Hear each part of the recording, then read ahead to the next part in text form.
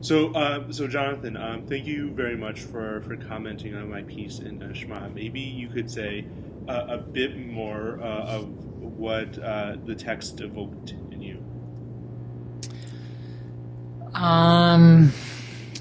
Well, when I first read the passage from Deuteronomy, I'm not that well versed in classical text, but it seemed fairly vague in general to me, as text sometimes is without exploration. And so I was very pleased to read your commentary, which I thought was beautiful and inspiring for me, to see somebody as learned as you connecting the dots in a similar way that I connect the dots around our obligation and responsibility as Jews and as human beings to do the right thing and to become more aware of the choices we make in our lives and how they affect other people. And I also really enjoyed having a 13th century text help guide that thinking.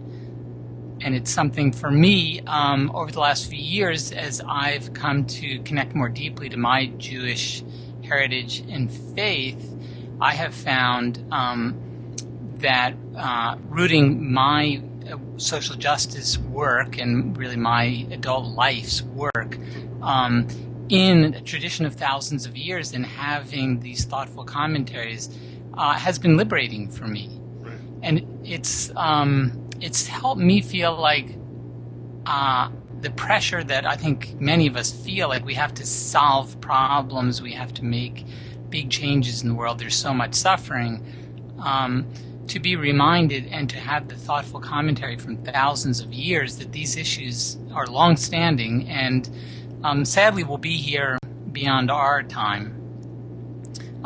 For me, it doesn't lessen my commitment, it actually fuels it and feels like, yes, my job is to do the very best I can to ending suffering, and it's not all gonna happen in my lifetime. So those are some of my thoughts of Maybe just picking up on that last comment. What do you think you can do in your lifetime? Like, do you think you can make a dent? Like, I guess what would be your vision, like, let's say 30, 40 years from now for the Jewish community in terms of ethical consumption? Well, I think because of our history as Jews of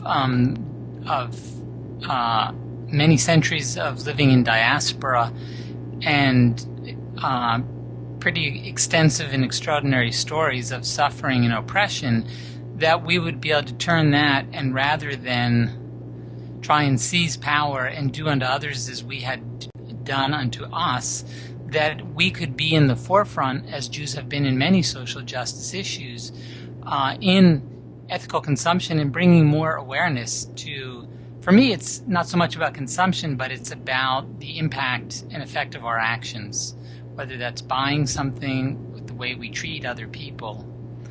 It can be many things. I myself have focused on trade and ethical consumption. And so my own longer-term vision is to continue to look for ways to help people understand these deeper connections and to see that by becoming more aware, it doesn't lead to more overwhelm. It leads to engagement, leads to a sense of the change is possible. Nice.